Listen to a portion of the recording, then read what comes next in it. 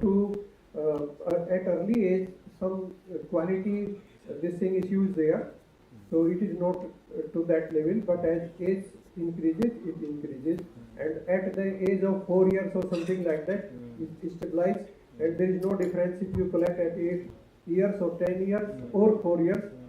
3.5 years there will be, it will be same, but individual differences are always there. Okay, thank you. Thank you. Any other?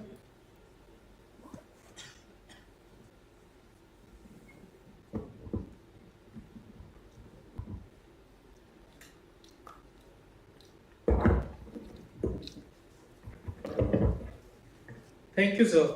Following this, we have an important lead paper by Dr. Rajneesh Sirohi on livestock waste as a resource, composition, impacts, and sustainable recycling approaches. Good evening. Good evening, everybody. Honorable Chair.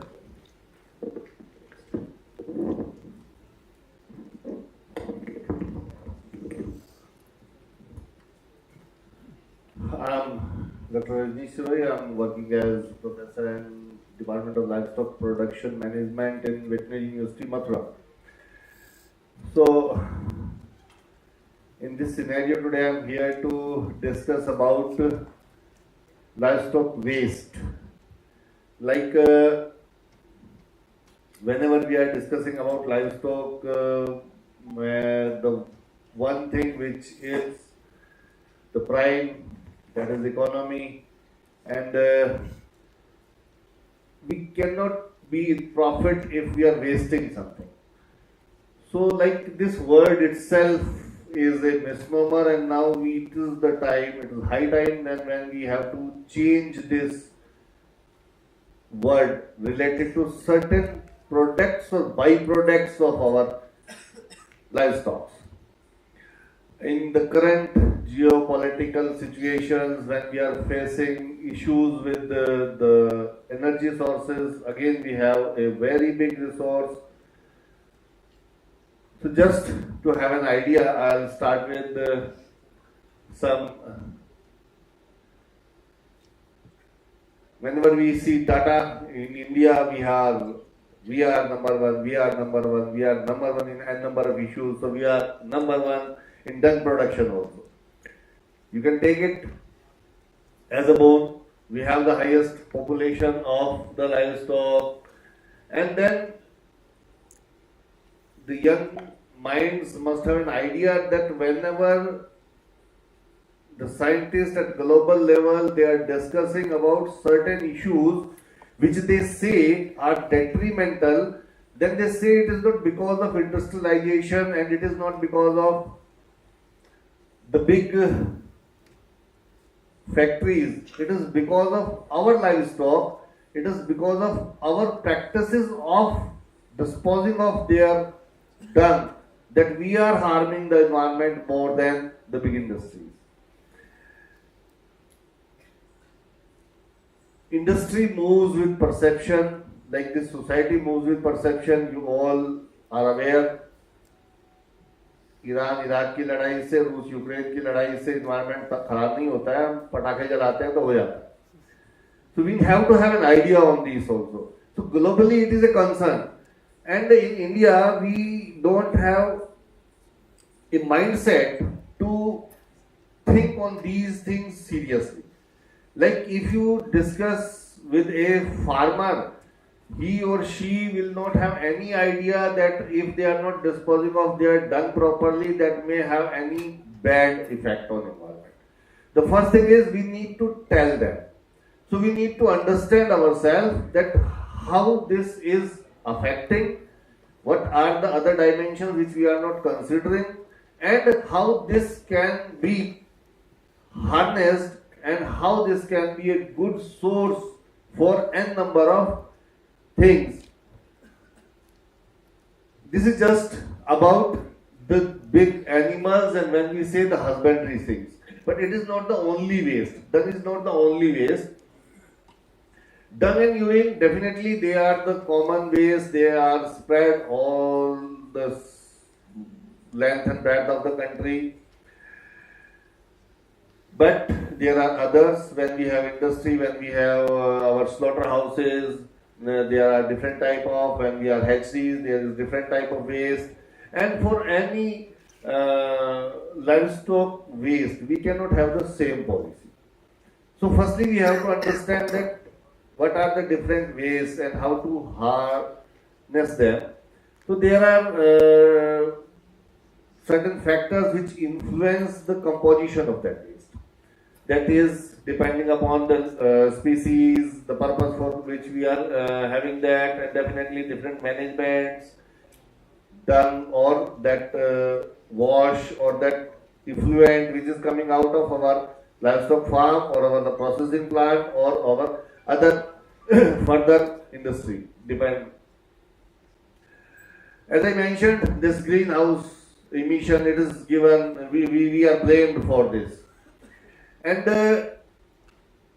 few days open defecation system, and we had not thought about that, but then we got that idea, and now our railways, they are fitted with bio toilets, and now we are in a position that we are not spreading that out. So it is not like that we cannot harness the things. The issue is we don't have an idea about. So there is some certain information, toxic or gases which are detrimental to the environment, which are producing this greenhouse effect. Then there are various other effects also. It is not only that greenhouse effect is a issue, but there are other ways and means by which the air is being polluted. There are other gases also which may not have the greenhouse effect, but still they are detrimental. So a lot is being produced. Then water pollution. This water pollution again is it is a concern, and most of our villagers, they don't have an idea about it. Like we don't have an idea about that. And same is when we are throwing out anything or when we are disposing of. And I tell you that big industries, they are not causing pollution. Because when you establish a big industry, the government agencies, they come in picture. So there are regulations on industries. The industries, they have to have certain ways and means and plants so as to treat all their effluents. But when it is being done in backyard, nobody is bothering that, and nobody is. So same is with soil. Like everybody is telling, like we have dung, we need to spread it to the, we can change it to manure, and then we can spread it in the farms, but we are not bothering about the composition of that. We don't have an idea about how we had changed that. What we have for decades back may turn out to be a pollutant. And this again is a very important dimension. Like when we are disposing the things, they may be in biological hazard. There may be different cultures which can contaminate all our resources. And there are genetic aspects of this waste disposal also that need to be understood. Similarly, chemical contamination, and nowadays there is one word, this antimicrobial resistance. Earlier we were taking this poultry farm waste that was considered a very good manure in the fields, but now if you are feeding the birds, so they are coming in, and then they are, if we are using them in the field, so they are entering our food chain. So issue is that we have to have an idea about how to handle this. So I am mentioning only few methods of. Everybody is aware about this method. This is the most common method. Need to composting. It has got certain scientific lines. So for this composting, we need to have an idea about that certain temperature is to be acquired. So there may be seasonal variations. There may be certain situations when this the heap of dung is not able to attain that temperature, so there will be certain undegraded, undigested material left. So to improve that, we have this simple technology of vermicomposting.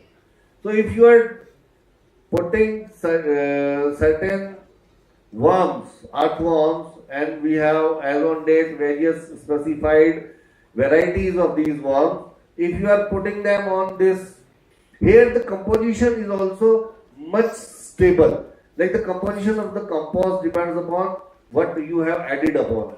Like it is not, when we say the livestock farm waste, it is not only the dung. It is not only the dung and urine, it is the bedding material, it is the leftover feed. We can very like very old technique, and most of the farmers they are aware of this, but unfortunately this couldn't continue in our country, and we failed like anything. We have engineering partners, they are coming up with different designs, different materials and methods, but this technique is not that much accepted, and it is very simple technique, it is the best method, and it can be a good source of fuel. And as I mentioned that today's geopolitical conditions, if we would have these biogas plants in our farms, in our villages, we need not to bother about what is happening in Harmon state. We don't need any LPG or PNG supply, and it is a very simple technique, not a big set. As on date, we have n number of designs available, from the small tanks to the balloon system and like sort of. Rendering is again in method of waste disposal. It is definitely not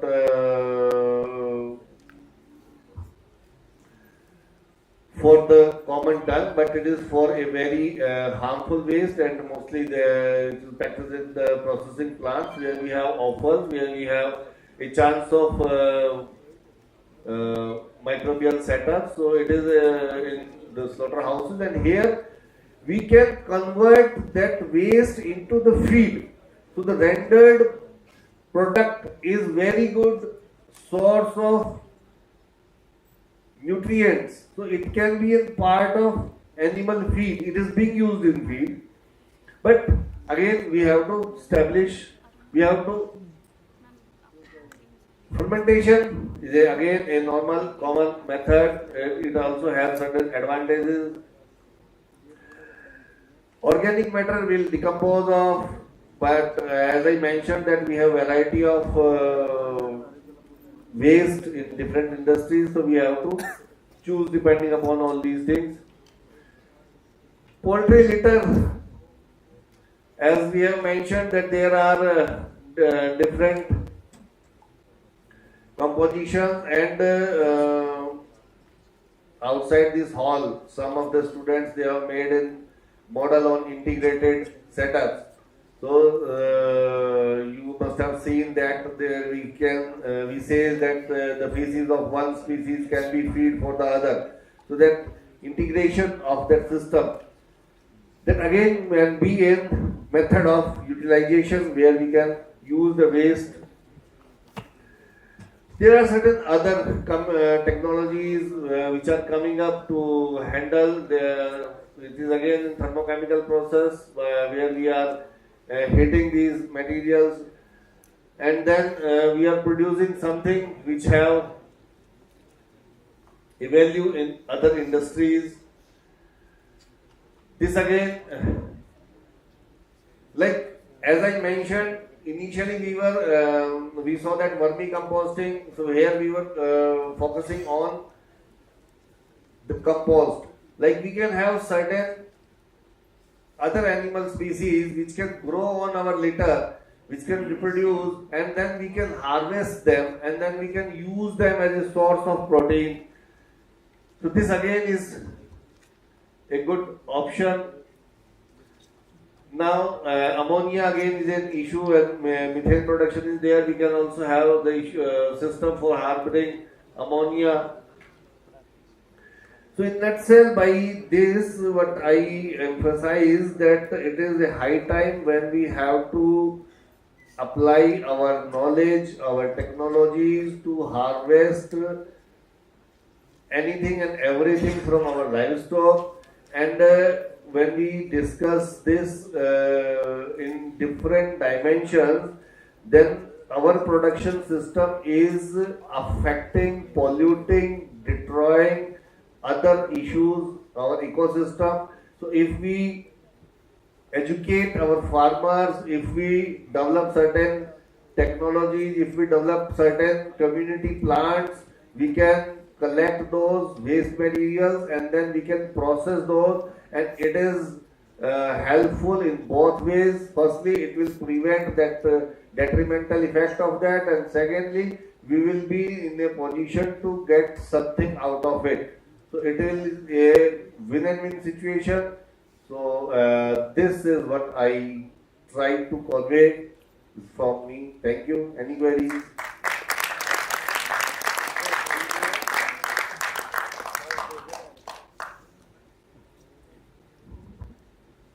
Any query, please?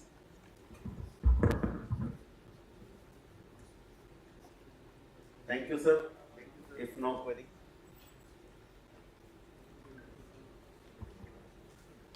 Thank you, sir. Now we will proceed to our abstract number 1. Targeted genomic integration in bovines through RNA guided recombinase systems by Dr. Shahista Sareen Lodhi.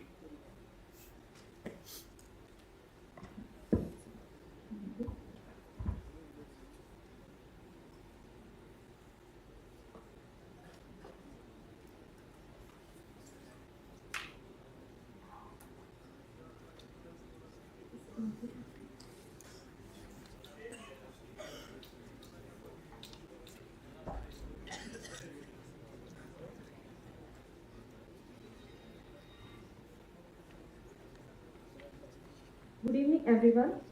Respected chairperson, co-chairperson, and every attendee. I am here to present my master's research work findings here. The title of my research system.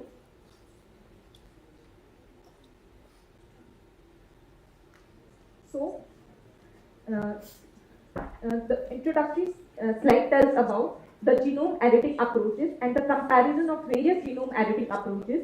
The nuclease-based genome editing approach, which we commonly know about, that is CRISPR-Cas9. It basically works by inducing double-stranded DNA breaks, and whereas the RNA-guided recombinase mediated precise DNA integration, it will lead to the, it will work on the basis, it work on the basis that it won't cause the double-stranded DNA breaks, and there is no genomic cleavage, and the RNA-guided recombinase enables precise DNA integration without causing any double-stranded breaks, and the hyperactivated beta recombinase, which I have used in this study, this leads to the enhancing of the recombination efficiency and more flexibility in the target site identification. Moreover, the RGR, that is RNA guided recombinase, offers safer and more reliable genome editing in the livestock systems. Now the genesis and rationale of this RNA guided recombinase. The CRISPR based editing in the livestock is limited by the low homology directed repair efficiency and some off target effects and mutagenesis, whereas the recombinase based approach allows the site specific integration independent of the host repair machinery, and the RNA guided recombinase requires some pre-defined genomic recognition sites for the effective targeting, and there is a lack of bovine specific RGR target sites database which limits its practical application. So the rationale for this study was to enable the RGR based genome editing in the bovines and the systematic identification of the compatible genomic target sites. So the practical applicability of this study was to identify the genome-wide RGR compatible target sites enabling precise and safe DNA integration in bovine, and to develop a computational framework for the identification of recombinase specific genomic target sites and the breed improvement, and to align with the national goals of sustainable livestock development. The critical gaps in the knowledge were non-genome-wide mapping of beta recombinase recognition sites in the bovine genome were available that time, and the lack of information on the genic versus intergenic distribution of RNA-guided recombinase target sites in the bovine genome, and there was absence of computational framework for the degenerate motif identification, and there was limited knowledge on the functional resonance of these target sites in the livestock genome. Now, the hypothesis of these studies were as follows. The null hypothesis was that degenerate beta recombinase recognition motifs were significantly not available or identifiable across whole bovine genome, and the alternative hypothesis that I assumed was degenerate beta recombinase recognition motifs were widely distributed, and those can be computationally identified for the targeted DNA integration in the bovine genome. So now the technical program which I have adopted for this study. Firstly, the whole genome sequence data was retrieved from the ensemble Bose-Forrest genome database. After that, motif was designed and computational screening was done, and after that, annotation, that is mapping to the genic regions, intergenic region, and the functional gene proximity was checked. So the results were as follows. The RGR target motifs were widely distributed, and the highest density of these sites were identified on the chromosome number 2, those were 32 sites, and on chromosome number 3 and 5 of the bovine genome, there were 25 sites each, and the lowest density was observed on the chromosome number 29, and there were 5 sites, and on the X chromosome, there were only 10 sites. And the genic sites and the distribution of genic and intergenic sites has been shown through this pie chart. 158 sites were the genic sites, and the intergenic sites were the 209. And this heat map is representing the relative density of the target sites across the bovine chromosomes. Okay. The functional association of the RGR target sites were noted, and the bubble sizes represent gene. The distribution of genes across functional categories were denoting, and the important genes which I have identified were involved in the metabolism. Now, the structural organization of RGR target site, there was the core motif region, which was on both sides of it there was spacer region, and the core and the spacer region on the both sides were flanked by the guide RNA binding site and the protospacer adjacent motif. And the functional features were highlighted by flexibility, CRISPR compatibility, and the recombinase mediated DNA integration. Now, the conclusion. So there were 367 RGR target sites in the bovine genome, and the genome-wide presence of recombinase compatible motifs. The functional distribution across genic and intergenic regions were identified, and it lead to the foundational data set for RGR-based genome editing. Now the outcome, it can enable the precise double-stranded break-free integration, which will not lead to the mutagenesis, and it will support the RNA-guided recombinase platform development for the bovine genome editing, and it will ultimately facilitate the targeted gene editing studies. And the impact of my studies will be, it will enable the safer livestock genome editing, it will support the transgenic as well as the disease-resistant states, and it will derive the precision breeding programs. Thank you. And I will like to proudly announce that Indian scientists have also developed our indigenous TNPB-based genome editing, that is transposes associated motif-based targeted genome editing, while I have used proto-adjacent motif-based targeted genome editing. And this TNPB is very recent research, and it will lead to the more. Okay, thank you. Any question, please? Thank you, Dr. Lovely. Thank you, sir. Any queries? No. Okay, if you want to answer, then just tell me that if you have to apply this gene editing, so which one would be the first gene that you want to edit In Indian conditions. in livestock or bovines? In Indian conditions, or are we talking about the as a world? For global, you are asking, or for the Indian for the farmers, Indian you are livestock for the farmers? Indian condition, for the Indian bovines. For the Indian, okay.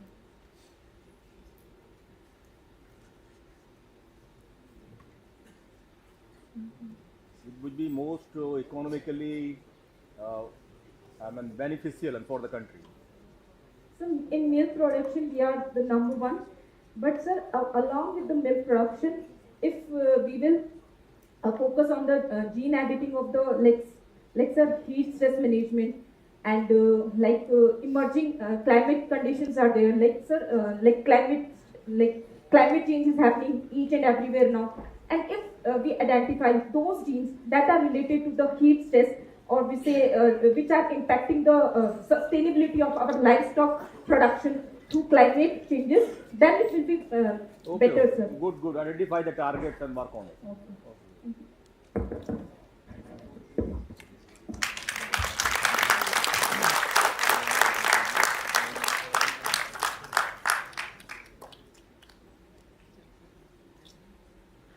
Now we will felicitate the lead speakers of this session.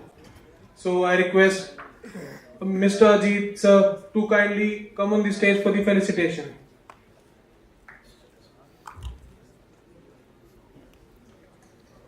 I request our first lead paper, Dr. Sotawat Benjakul, to kindly come on the stage for felicitation.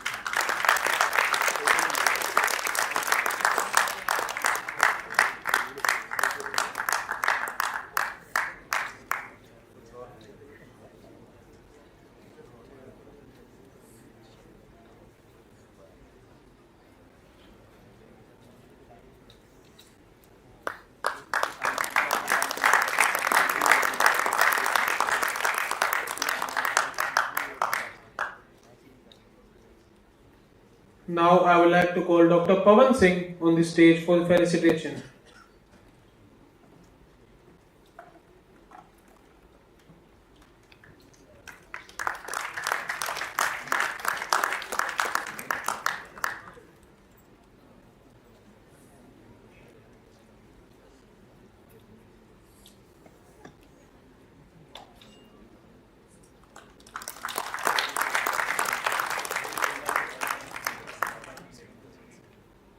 Now I would like to call Dr. Rajneesh Sirohi for felicitation on the stage.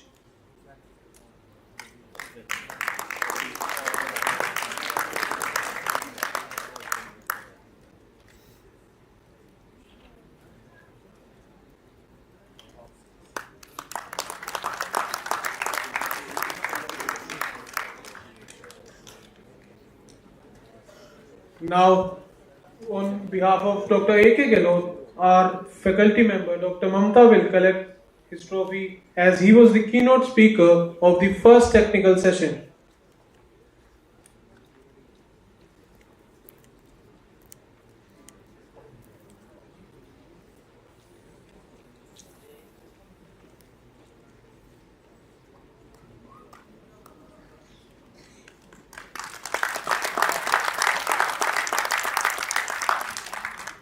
Thank you, sir. You may please be seated. Now we'll proceed to our abstract number 2, which is on Performance Rhode Island Red Laying Hens by Dr. Shrishti Priya Prasad.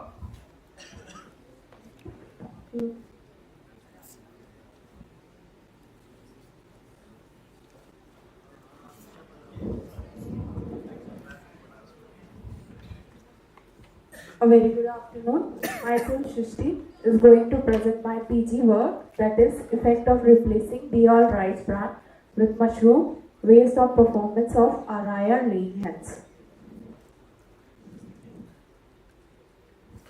As we all know, that India is an agriculture country, but the major drawback with poultry is that soybean meal is very expensive many times. So there is alternate need for rich protein source. One of such is mushroom. According to UNFO, mushrooms are very rich in methionine and proteins. So the idea about this is that best out of waste, that is agro-industrial byproducts we will use, and protein sources also being obtained.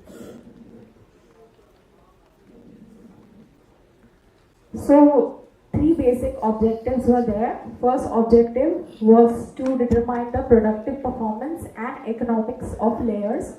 Second was to determine the egg quality, and the third one was to determine the hematobiochemical parameters in the research.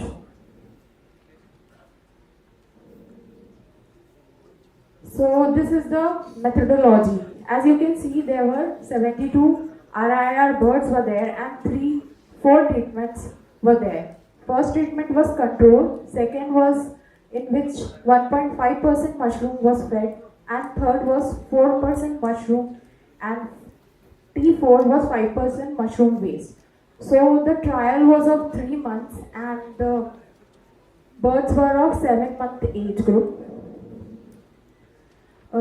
As you can see, there were 3 replicates over there. So total 18 birds per treatment was there.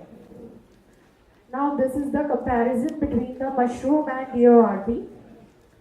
The trial, ending of it, metabolic trial was also conducted, in which hematological analysis, proximal analysis and serum biochemicals were done. For egg quality parameters, egg weight, shape index, shell weight was taken with the help of vernier caliper, with help of micrometer, then Roche fan strip, and then all utilization was found to be significant in all the groups. Next was the hematological parameter. The TLC was found to be significantly higher in T3 and T4 group. It was because of a compound called fucogalactins which was present in Agaricus bisporus. Whereas other things like hemoglobin, TCB, TEC, MCHC were found to be similar in all the groups. Next, serum biochemical parameters. Cholesterol and triglycerides was found to be significantly lower in T3 and T4 group. It was basically because Agaricus bisporus has a compound called loastatins, which was involved in cholesterol synthesis, so it was decreased. Whereas blood glucose, total protein, albumin, globulin, calcium, phosphorus, SGPT and SGOT was found to be similar in all the groups. As you can see from the chart also, serum cholesterol and triglycerides were reduced. Next was external egg parameters, in which egg weight was found to be significantly more in T3 and T4 groups, whereas shape index, shape weight and shell thickness was found to be similar in all the groups. Now the egg albumin quality, height, weight, HOI unit was found to be similar in all the groups. Egg yolk parameters, yolk cholesterol and triglycerides was found to be less in T3 and T4 groups. It may be because of lower statin basically. You can see from the charts that it significantly reduced in T3 and T4 groups. Then it was the economics. It was found that T3 and T4 groups, it was cost effective. Finally, we can conclude that 2 groups were there, 4% and 5% was found to be significant. So cost effectiveness, 4% was taken as it was cost effective for the farmers. Thank you. Thank you for the elaboration. I want just one query, that you are replacing something by this mushroom waste. Yes, sir. Which content you have removed? Dior rice bran. But you have not mentioned there in the methodology. Sir, DORB and protein, almost proximate analysis, they were chemically, composition was almost similar, protein and all these contents. That's why we have done. You have Replaced, I should say that word, replaced. Any query? Okay, thank you. To abstract number 3, that's by Dr. Shikha Chaudhary.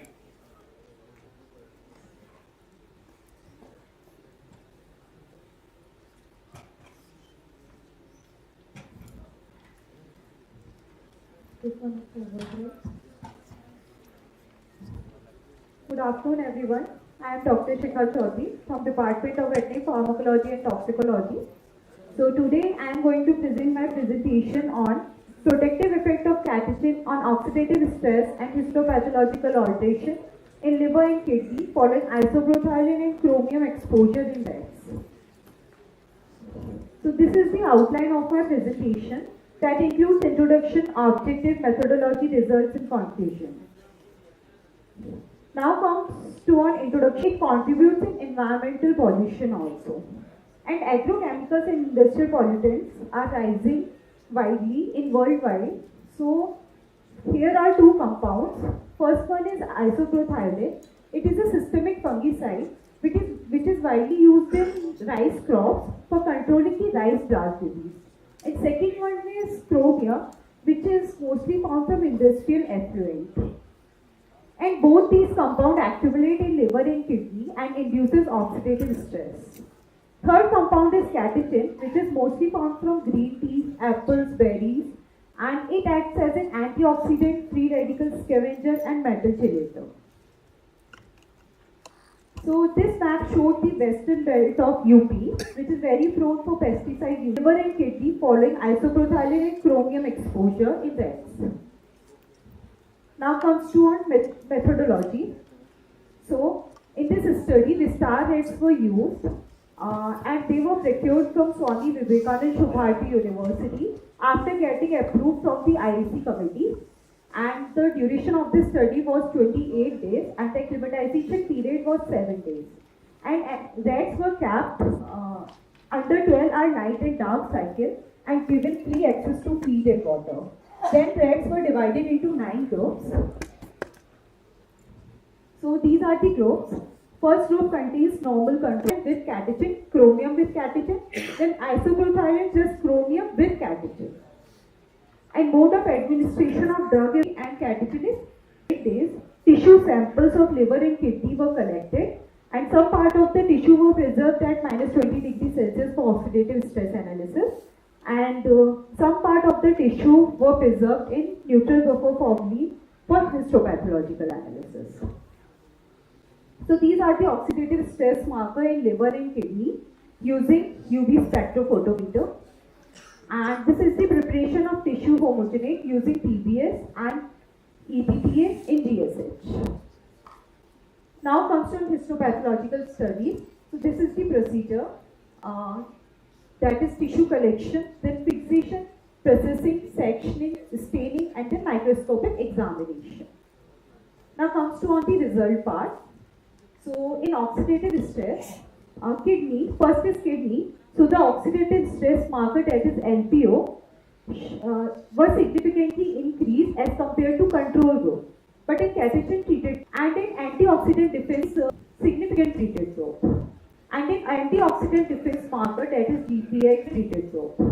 And in antioxidant defense marker, that is GPX, GST, SOD, GSH, catalase, that was significantly reduced as compared to control group. But in catechin treated group, that was significantly increased as compared to toxicant treated group. Now comes to on histopathological lesions. So basically, toxicant treated group showed congestion, urinary cast, tubular degeneration, and catechin treated group showed the histoarchitecture towards the normal level with mild degeneration. So that means they showed the protective effect against isoprothyolin and chromium. Again in liver, in toxicant treated group, it showed congestion, mild degeneration, sinusoidal dilation, mononuclear cell infiltration. And again in catechin treated group, it showed the architecture towards the normal level. So basically in conclusion, we can say that co-exposure to isopropyl and chromium induced significant oxidative stress and histopathological damage in liver and kidney that was evidenced by increase in LPO and decrease in antioxidants. Thank you. Thank you, sir. One query. Whatever you use drinking water, na? Tap water. Ji, sir. Can you determine the level of chromium in that tap No, water? sir. Actually, time was limited, so that's why I did only these two parameters and metal estimation left Okay, no over. problem. Tap water. In- Part is that you have taken the 3 mg per kg something of your catechin. Sir, I'm not. You have taken your catechin like that. So what is the rationale of taking the 3 mg? Sir, basically, I took the LD50 of chromium, and that was, I think, that was 30 mg per kg. So, sir, in some research paper on 30 mg per kg, results were not so good. That's why I took 3 mg per So you kg. have taken only the one group for the catechin. Only Yes, one, sir. one amount you have taken. You have not taken the other groups and for different. No, sir, I quantity. took catechin individually and with isopropyl and chromium also to show the protective effect. Okay. And as asked by our chairman, so how you can determine the chromium concentration and which technique you have to use to determine the chromium concentration? Sir, I didn't do the metal estimation. If you have to estimate the chromium, how to go about, and particularly to the label which is required in your study. Sir, Do you know any other? Have you heard the name of the atomic absorption spectrometer or spectrophotometer, sir? the other atomic? Sir, I'm not. Just how to determine the cadmium level in drinking water. You have no. Sir, there is some instrument, but Yeah.